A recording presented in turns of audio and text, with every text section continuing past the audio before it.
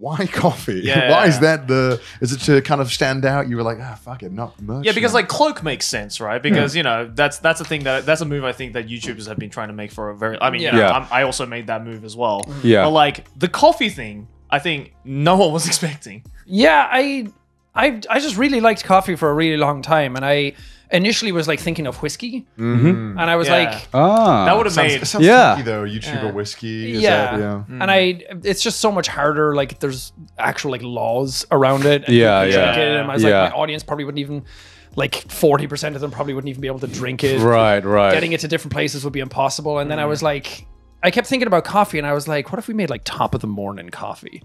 I was like, okay, that fucking name is too good. I have to do it. Okay, yeah. And then it was a part of that, like nobody else was doing it, and I was like, it sets me apart from other people, and it's different than just doing merch and clothes. And I was like, Right. It's just a fun thing that I had no idea about, and like learning how it was made, and that I just have my own coffee that I could, if it sustains itself, I get free coffee all the time now. Yeah. Extremely successful, I assume. Yeah, thank you. Yeah. Thank you. I get free coffee every day. Was there any like challenges that you didn't anticipate starting a company like this that has like nothing to do with YouTube? Yeah, initially it was like coffee's like a food item. So it has to be shipped as fresh and quick as possible. Right. So when we started, the shipping to England was a nightmare because we have to pay import charges on everything. Right. And it would take like a month to get it to people. Right. And then it would cost extra. So shipping here cost like twice as much as the coffee itself. Right.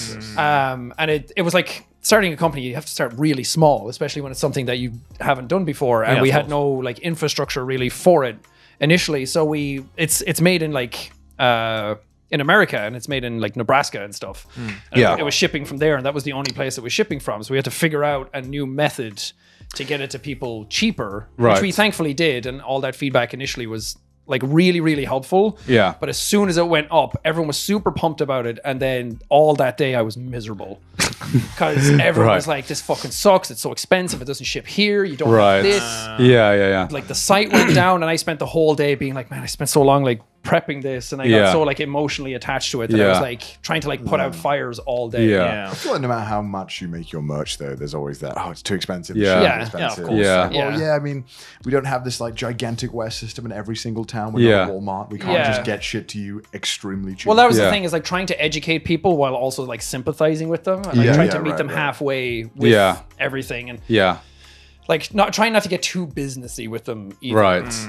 Listen, the breakdown costs, right? You don't understand. I can show you our profit and loss account.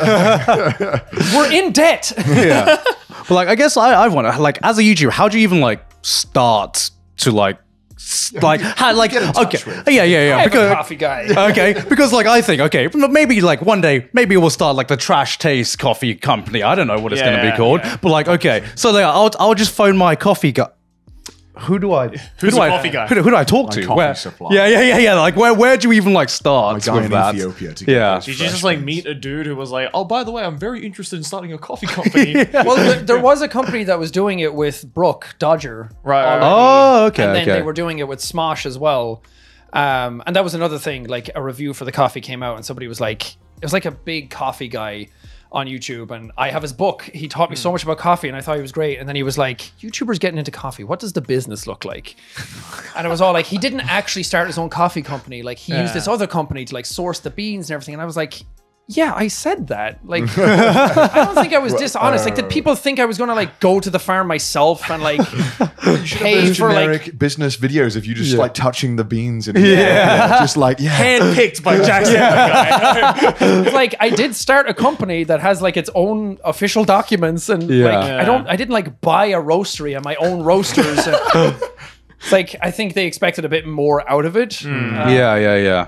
But yeah, they were like handling coffee for people already, and we were my agents at the time were like they just do everything for everybody. Right.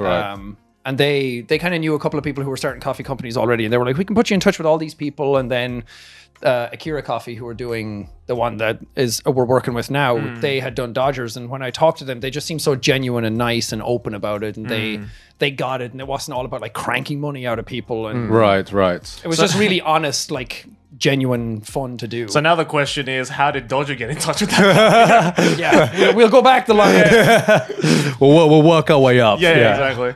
But technically, yeah, I had a coffee guy that I. Okay. Definitely makes things a lot easier. There's always somebody you know who knows somebody you know who Right. can put you in touch with the right people. Yeah.